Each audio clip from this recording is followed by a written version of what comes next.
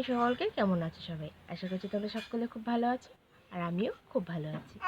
তো তোমাদের সবাইকে ওয়েলকাম জানাই অথৈ লাইফস্টাইল ব্লগে। তো আমি অথৈ চলে এসেছিলাম আমাদের নতুন একটা ব্লগ নিয়ে। আজকে সুন্দর একটা মনোরম দৃশ্য নিয়ে ভিডিওটা শুরু করলাম। আকাশের ভিউটা আজকে খুব সুন্দর লাগছিল, তাই জন্যই ভাবলাম ভিডিওটা করে নিই। বাবার আজকে সকাল সকাল উঠে গেছিলো। এদিকে আমার হাজব্যান্ড আর শ্বশুরমশাই গেছিলো শ্বশুরমশাই একটা ব্লাড টেস্ট করবে, সেই জন্য সকাল সকাল ভাত করে নিয়েছিলাম আর আলুর তরকারি করে নিয়েছিলাম। শেষ ভিডিওটা আর করা হয়নি, সকালে একটু তাড়াহুড়ো ছিল, তো খেয়ে আবার রক্ত পরীক্ষা করতে যেতে হবে, দুবার করতে হবে, এই জন্য আর কি, সুগারের যেটা থাকে সেইটা। তো তারপরে চা খেলাম সবাই মিলে একসাথে, বাবানের সুজি করলাম, বাবানকে খাওয়ালাম, খাইয়েটাকে ওকে ঘুম পাড়িয়ে দিয়েছিলাম। আজকে একটু সকাল সকাল ঘুমিয়ে পড়েছিল, যেহেতু আজকে সকাল সকাল একটু উঠেও ছিল। তারপরে আমি চলে গেছিলাম সোজা রান্নাঘরের দিকে, গিয়ে আগে একটু খেয়ে নিলাম। শাশুড়ি মার জন্য ভাতটা বেড়ে রেখেছিলাম, আর এইদিকে আমিও খেয়ে নিলাম। বললাম না আলুর তরকারি করেছিলাম, তো আলুর তরকারির সঙ্গে দুটো নিমকি নিয়েছিলাম। তো তারপরে খাওয়া দাওয়া করে ঘরে চলে গেছিলাম, প্রায় 11টা বাজতে যাই। তাড়াতাড়ি করে আগে মনের জামা কাপড়গুলো ভাবলাম আগে ধুয়ে দিয়ে নিই, তারপরে বাকি কাজগুলো করে নেব। ঘরে গিয়ে আগে জামা কাপড়ের গামলাটা নিয়ে যাচ্ছিলাম কলে। সকালবেলা উঠে আজকাল জামা কাপড়গুলো ধোয়া হয় না, কারণ ওই দিকটা খুব তাড়াহুড়ো থাকে, এই জন্য আর ধুয়ে উঠতে পারি না। তো তারপরে জামা কাপড়গুলো ধুয়ে ওইদিকে ভাত বসিয়ে দিয়ে আমি চলে এসেছিলাম মালাটা কাটতে। হ্যাঁ, আজকে যেহেতু জগন্নাথ দেবের পুজো, জগন্নাথ দেব আর আমাদের গোপাল দুজনের জন্যে দুটো মালা কাটতে হবে। যেমন কথা তেমন কাজ, চলে এসেছে মালা কাটতে। ফুলের বুটাগুলো একটু কেটে নিয়ে সুন্দর করে দুটো মালা গেঁথে নিচ্ছিলাম, দুজনকে দেব। জগন্নাথ দেবের ভিডিওটা তো তোমাদের সাথে শেয়ার করেছি, আমরা মেলায় গেছিলাম, কেমন ঘুরলাম সেসব তো বসে শেয়ার করেছি। হ্যাঁ, অনেক কিছু বলা হয়ে ওঠেনি হয়তো।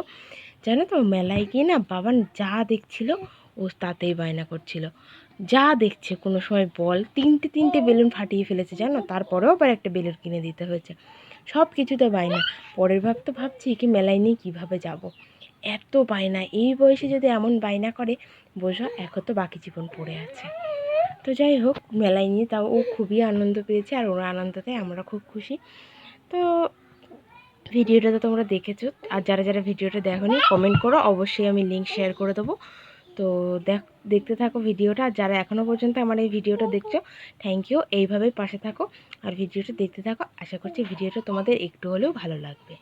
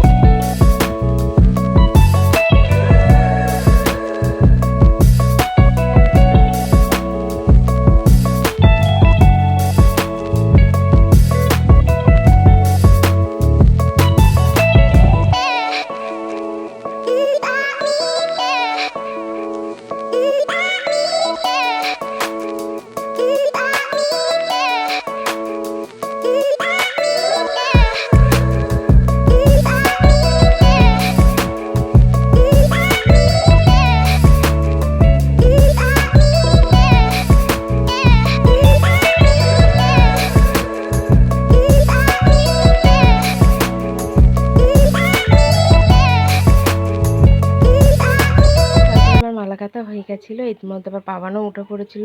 আর এদিকে আমার শাশুড়িমা তেলাপিয়া মাছ কাটছিলো, ওইদিকে রান্নাঘরের আমার টুকটাক অনেকগুলো কাজ হয়ে গেছে। এবার আমার শ্বশুরমশাই রান্না করছে।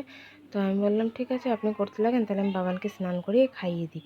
তো ওর খাবারটা আমি ঠান্ডা করে নিয়েছি, দেখো ওর খাবারটাও কিন্তু আমার হয়ে গেছে। তো তারপরে আমি ওর খাবারটা আমি একটু গুছিয়ে নিয়েছিলাম, নিয়ে ওকে কিন্তু আমি খাবারটা পেস্ট করে স্নান করিয়ে খাইয়ে দিয়ে সঙ্গে সঙ্গে শাশুড়ি মায়ের কোলে দিয়ে দিয়েছিলাম। দেখো বড় মানা ছোটো মানারাও এসেছিলো, ওদের সাথেই খেলায় ব্যস্ত, জামাটা পরানোর সুযোগ পাইনি, এতটাই ও খেলায় মগ্ন হয়ে গেছিলো। তার মধ্যে কালকে কিছু জামা কাপড় কেচে দিয়েছিলাম, কালকে আর শুকায়নি, সেগুলো আজকে শুকিয়ে গেছে একটু রোদ্রে। তো সেইগুলোই আবার এখানে নিয়েছি, সেগুলো একটু ভাঁজ করে নিই। তো চলো ভিডিওটা দেখতে থাকো।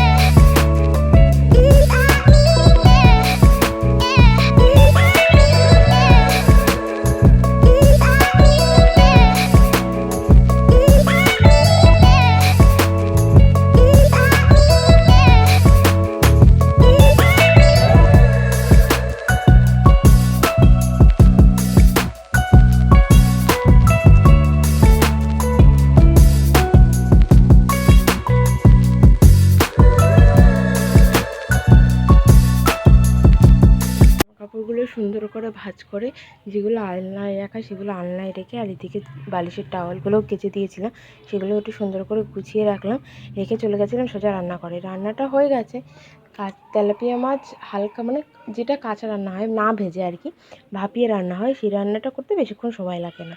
তো যার কারণে শ্বশুরমশাই রান্নাটা হয়ে গেছিলো, আমার ওই দিকের কাজ সারতে সারতে ঘর ঝাড় দিয়ে ঘর মুছে আমি চলে এসেছিলাম। আর তো রান্নাঘরে এসে আমি সঙ্গে সঙ্গে গ্যাসটা আগে মুছে নিয়েছিলাম, নিয়ে সুন্দর করে ঘরটা একটু ঝাড় দিয়ে নিচ্ছিলাম, একটু তাড়াহুড়ো করছিলাম, যেহেতু শ্বশুরমশাই আবার যাবে সেহেতু তাড়াতাড়ি করে কাজগুলো করে নিচ্ছিল। এদিকে শ্বশুরমশাই কিন্তু আমি অলরেডি খেতে দিয়ে দিয়েছি, উনি স্নান করে আগে খেতে বসে গেছে আর আমি এদিকে ওনাকে খেতেও দিয়ে দিয়েছিলাম। তো তারপরে আমি রান্নাঘরটা সুন্দর করে ঝাড় দিয়ে নিই, এবার রান্নাঘরটা একটু মুছে নেবো, নিয়ে বাসনগুলো মাজতে যাবো। তো দেখো যেমন কথা তেমন কাজ, চলে এসেছে রান্নাঘরটা সুন্দর করে মুছতে। রান্নাঘরটা একদিন ভাবছি একটু স্কচব্রাইট দিয়ে ডলবো, এই যে কালো কালো ছোপগুলো না, এগুলো কিন্তু বাইরে নোংরা, যেহেতু পুরোভাবে প্লাস্টার করা নেই, যেহেতু এই ফাঁকগুলোতে না নোংরা আটকে যায় আর খুব কালো কালো দেখতে লাগে। তো ভাবছি একদিন একটুখানি ডলবো। তো যেদিন করবো, যেদিন পুরো রান্নাঘরটা ক্লিন করবো, অবশ্যই তোমাদের সাথে ভিডিওটা শেয়ার করবো, কিছু কিছু টিপসও তোমাদেরকে শেয়ার করবো। তো যাই হোক, আশা করছি তোমাদের ভিডিওটা ভালো লাগবে, তো সাথে থাকো আর ভিডিওটা দেখতে থাকো। তো আমার রান্নাঘর মোছাও হয়ে গেল, আর ওইদিকে আমি কিন্তু ওই বাসার একটুখানি এটাও মুছে নিয়েছিলাম। তো তারপরে এই দেখো আমার শ্বশুরমশাই খেতে বসে গেছে। তো তারপরে আমি এই বাসনগুলো মাজবো, আর এখনও বাবানের জামা কাপড় করে ধুয়ে স্নান করবো। তো দেখো আমি স্নান করে চলে এসেছি, আর এখন বাজে প্রায় 1:25। তো তার মধ্যে আমার বাবানের যে খেলা করছে, ওর খেলনা বাটি নিয়ে। তো শ্বশুরমশাইরা যাবে প্রায় 2টোর সময়, ততক্ষণ আমরা একটু খেয়ে নিই। এই যে শাক ভাজা হয়েছে, থোর হয়েছে, আর এদিকে হচ্ছে মাছের ঝোল। তো আমরা এবার খেয়ে নিই, আমি শাশুড়ি মা। আকাশটা প্রচণ্ড মেঘ করেছে, তো যে মনে হচ্ছে বৃষ্টি হয়তো আসবে, যেহেতু রথের দিন বৃষ্টি তো একটু হতেই হবে। তো যাই হোক, তারপরে আমি খেয়ে নিয়েছিলাম। কাছেতে জানো তো একটা কাঁঠালও পড়েছিল দুম করে। আর ওইদিকে কিন্তু আমার শাশুড়ি মায়ের এখনও খাওয়া হয়নি, উনি কিন্তু টুকটুক করে খাচ্ছে। চলো তোমাদের একবার দেখিয়ে দিই, ওই দেখো প্রত্যেক দিনের মতো টুকটুক করে খাচ্ছে। তো যাই হোক, শাশুড়ি মাও খেতে লাগুক, আর আমি ভিডিওটা এখানেই এন্ড করব। তো আজকের মতো ভিডিওটা এখানেই শেষ করছি। তোমাদের ভিডিওটা কেমন লাগলো অবশ্যই কিন্তু কমেন্ট বক্সে কমেন্ট করে জানিও। দেখা হবে নেক্সট একটা ব্লগে। ভিডিওটা ভালো লাগলে অবশ্যই লাইক কমেন্ট শেয়ার আর সাবস্ক্রাইব করে দিও।